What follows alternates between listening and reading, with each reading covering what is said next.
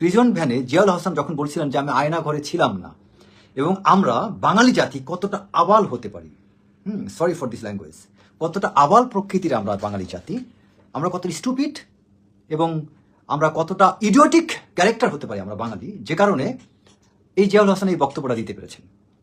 আমরা যে গণহারে বিভিন্ন অফিসারকে আজে বাজে গালি দিচ্ছি, বিভিন্ন অফিসারকে নিয়ে আমরা নানান স্টিগম্যাটাইজ করার চেষ্টা করছি, এই শত অফিসারের নাম নেওয়ার তো প্রয়োজন নেই ভাই। সবচেয়ে বড় নাটের গুরু সে হচ্ছে জিয়াউল হাসান।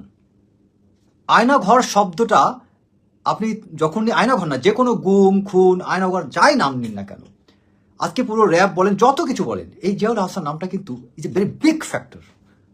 জিয়াউল হাসান একা হচ্ছেন বাংলাদেশের সমস্ত অপকর্মের, তিনি হচ্ছেন ফাদার, জনক।